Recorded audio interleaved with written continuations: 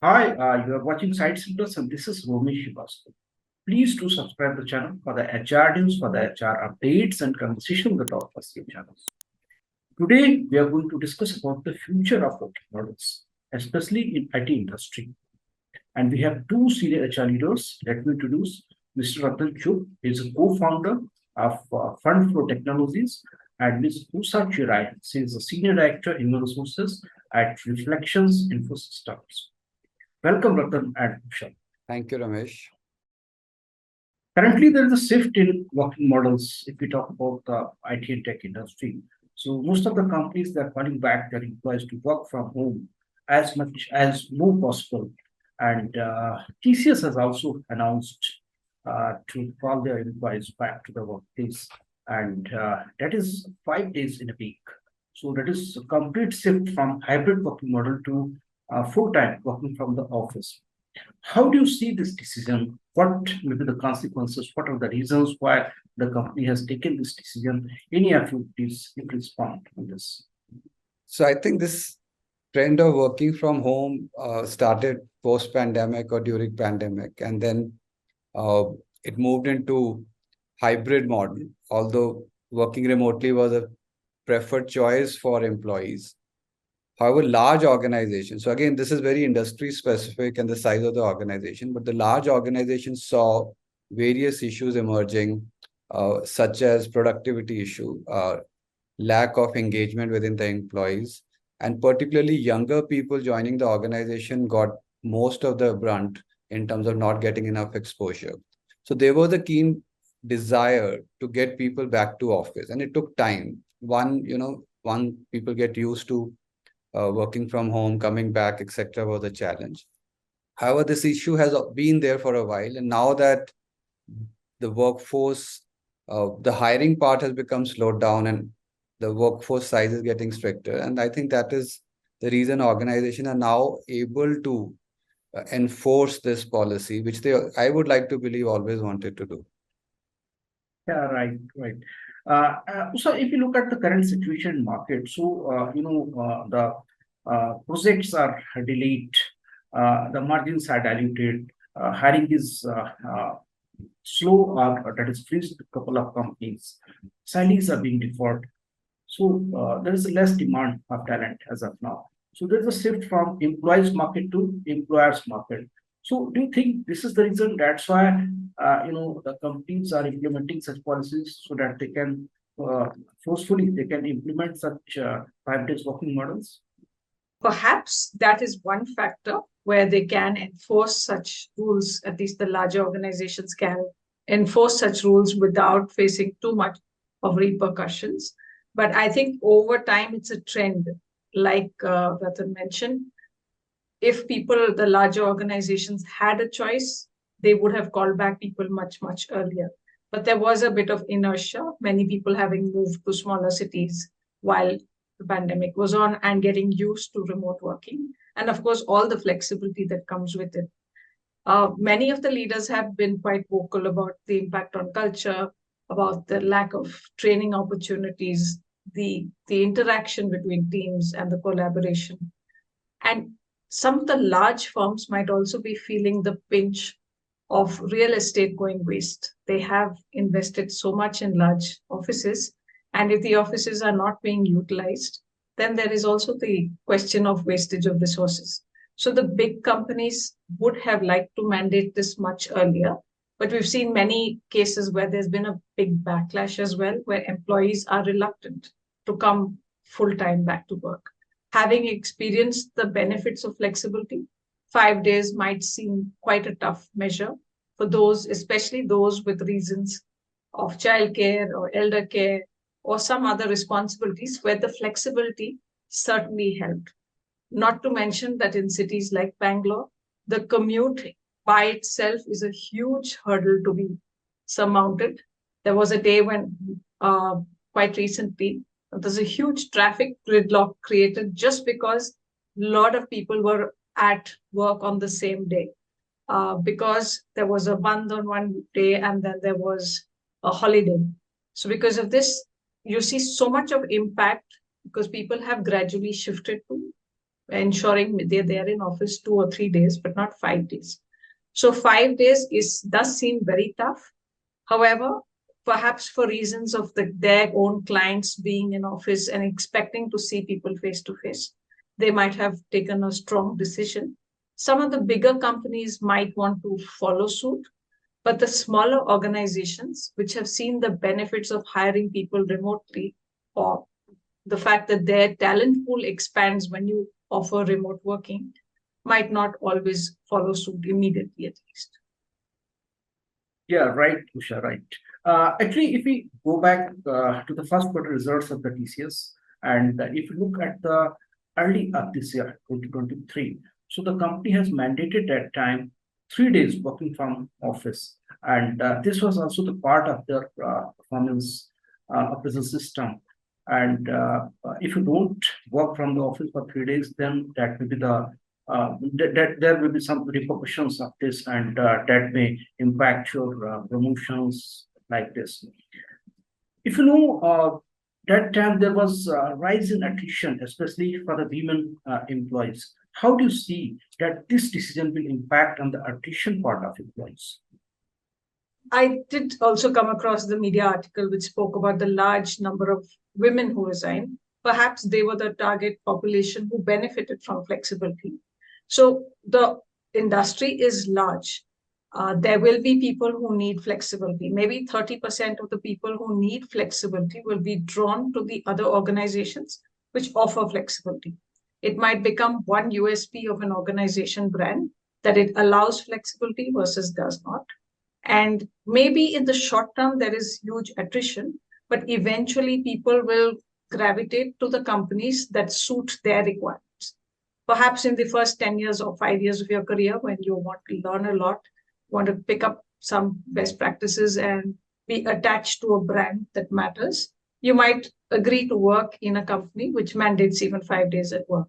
But at a particular career stage, when you have the choice and when you have your own needs at home, you might prefer to gravitate toward a brand that allows that as well. So I think it's a huge industry, and there will be enough space for people with preferences to go to companies that match their preferences. And then how do you see the significance and the consequences of this decision, especially when your peers like Infosys, like SCL, Cognizant, they're working on flexible working models, on hybrid working models? So I think it's more of a trend. So I would not say they are going to be outliers. Other large organizations may follow suit, may not do it as in one step, but they would start enforcing it. There would be some attrition, like Usha mentioned, people who are dependent on being flexible, like women workforce or employees who want to work from their hometown, small cities, and now do have reason not to come back to larger towns. They would have to resign. They don't probably have a choice and go to the organization who can offer such facilities. But it will settle down. So in terms of attrition, it will settle down rather quickly given the current market situation. And other organizations will follow suit. They may not do 5 days a week. They may do 4 days a week, or they may allow 2 to 3 days a month as a flexible working from home or flexibility based on case-to-case basis. But I think larger organizations have multiple challenges. And to address that, they would start enforcing working from office. So also let me share here what is the statement from the company side on 5 days working model. So company's global CHRO, Mr. Milind Makkad, he said during the announcement of second quarter results, he said that we have hired a large number of people in last 3 years, and they were working in hybrid or virtual mode. So we strongly believe that they need to come all days to office so that we can integrate the new workforce with the larger workforce of the organization, and they can learn about the culture and working style of the company. He also said that we will continue to assess the working models and let's evolve with the what is best for the employees and what is best for the customers. TCS is the largest IT service provider in India, and it also holds a very good reputation worldwide. So it also sets the precedence in India sometime for the other IT companies. How do you see what would be the working model in 2024, Ratan? The trend is going to be pretty much similar. However, again, the differentiation will be between large companies, small companies, service company, product company. So if you look at that matrix, there would be different variation in flexibility that people would offer. In smaller companies, the engagement level, the accountability, alignment is significantly higher. And therefore, it doesn't matter where you're working from, right? And you can identify non-performers much quicker. In a larger organization of 100,000 people, achieving that level of alignment and engagement is difficult. And you don't have everybody as star performers. So you have to have overheads of managing them. You have to ensure that you get productivity on regular basis. And therefore, doing remote working or hybrid working, the consequence attached to it in terms of productivity. So that would happen. So I would say that this extreme step of 100% working from office will come back with some level of flexibility of few days working remotely, or in certain special circumstances allowing employees to work remotely, which would continue to happen. Because the good thing about this whole experiment during pandemic is that we've established that if the employee is really committed to his work, and therefore the technology still offers them to work from home. So in those situations, in certain very specific situations, there's an opportunity to offer that flexibility. But across the board, for large companies to allow hybrid is going to be a challenge. So there would be some level of adjustment there. And also, I would like to add here something. How do you see the working models in 2024 and next couple of years with IT companies? So, like Ratan mentioned, I think it is the larger companies that might resort to ensuring everyone back in office, and the others would have some degree of variation or flexibility. Because now that they are aware they have the infrastructure to connect remotely, some people might even choose to work in office for half a day, come back and log in. Because many of the people who interact with overseas clients typically tend to work late into the night, and they might prefer to work from home for that part of the day. However, the ones who have a steady day job, they might continue to go to work in office and be done with it. So there will be variations, and I think, like Ratan mentioned, it is the smaller organizations that have that greater degree of flexibility, and the larger ones might continue to have one size fits all approach, or give a few exceptions based on needs. Yeah, Ratan, if we dig a little deeper, so earlier we were talking about that productivity has gone up when we started the hybrid work model, and now most of the companies, they are trying to bring back their employees to the office. Why? Is a hybrid work model fail somehow? There's always two sides to the coin. So it's not that the productivity opportunity is not there. There's a significant opportunity, like Usha mentioned, the recent episode in Bangalore. The time you spend in commuting is clearly saved. So that helps you increase productivity. You can choose your work hours based on the client interaction and your personal life situation. That significantly improves productivity.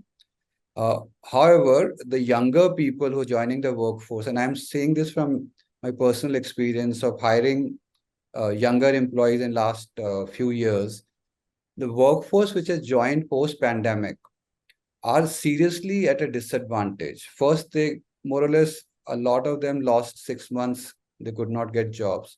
And eventually, you can see a distinct difference between them and the senior lot. They're more siloed. They do not have the cross-functional experience. They did not have the opportunity of peer learning or mentoring. They get very, very narrow view of the world. And therefore, they coming back is important. And if that doesn't happen, their personal growth is an issue, productivity is an issue. And also, as I said, remote working requires much more mature leadership and supervision. And in absence of that, particularly in large workforce, it's impacting productivity. So it is commonly heard that people are not putting as many hours as are expected when they're working remotely. Not all of them, but there is a chunk out there. There's an issue of moonlighting that is happening, which is impacting productivity. So there are aspects which are playing up significantly in the larger workforce, bigger companies, and that is causing this debate to happen and rebalancing of the whole strategy. Yeah, right, right. But sir, do you know why I'm calling may this hybrid work model is failed? Because the TCS has announced it's a 2025 model, I think, in the year of 2020. And that time the company was having a vision to have the hybrid work model in organization, and they were supposed to implement this model by year 2025. And this is also a kind of chart for the employees, those who have joined the organization after the announcement, and might be they were expecting that company will continue to working in hybrid work model. How do you see this? People move with the times. No one could have predicted during the pandemic that people will be actually productive working from home. It was an overnight shift that happened when people were forced out of necessity to start working from home. And in the initial phase, at least, there was so much emphasis on tiding over the crisis that people's productivity shot up. But over time, I think in some cases, because of the overwork and the tendency to stretch, beyond regular hours, there was this phenomenon of burnout as well. So when we look at the holistic situation, in a way, it is good that some people get back to the discipline of working from office. They work for regular hours. They use the commute to perhaps disengage from active thoughts about work. And there is an overall theme of wellness being better when people work regularly from office. But when they're faced with special situations, maybe childcare, elder care, or some other requirement that causes them to want flexibility, at that point, not addressing the human concern would have an adverse effect on productivity. So while the announcements were made much, much in advance, and the thought of giving up real estate sounded so attractive, having experienced it over the last 3 years, there is much more data on what happens to different sets of people. Like Ratan mentioned, in terms of younger employees or even new joiners, laterals who joined and did not get enough mentorship, did not see the culture, did not interact, even on small tools, there would be a lagging in their knowledge, in their assimilation to the workplace. So when you see a mixed phenomenon, then you just react and try to make the best of both worlds, which is probably why the announcements that were valid 3 years ago are no longer valid. They need to respond to what is happening here and now, which is why we might see some more changes in policies. When something doesn't work, something else is implemented. If that has a shortfall, we could see a change in policy even going forward. I'll just add to this one point, Ramesh, that, we all assume it, but a lot of our younger workforce do not even have proper facilities at home to work in with a proper desks, separate room and things like that.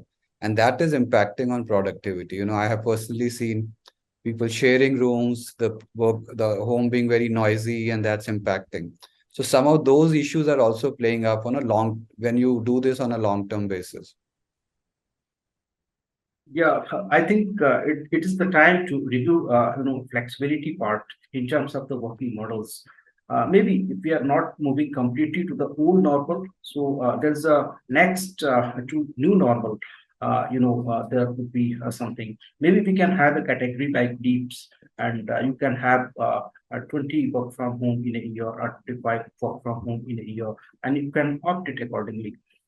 How do you see what is going to be the trend in a couple of quarters?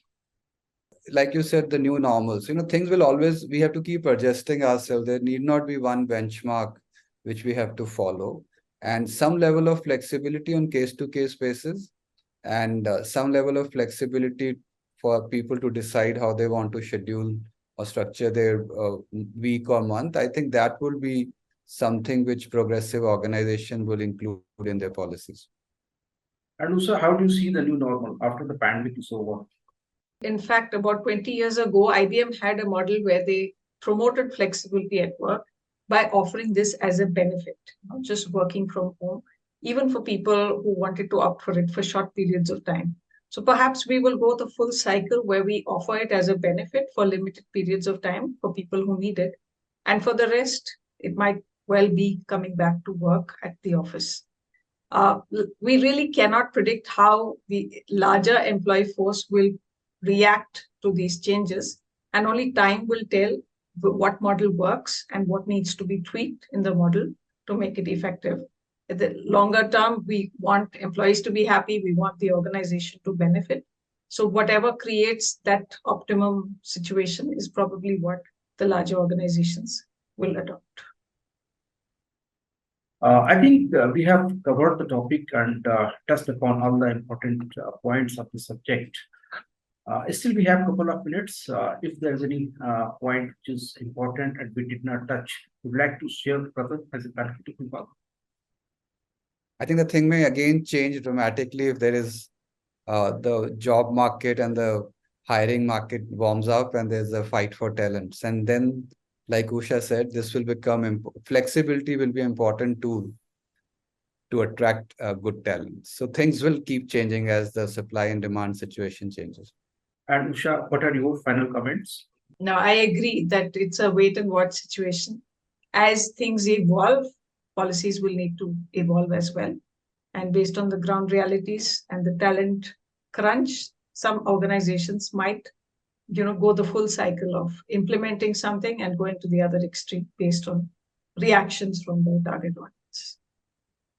Thank you, Ratan and Usha, for joining the conversation and sharing your wonderful thoughts. Thank you so much.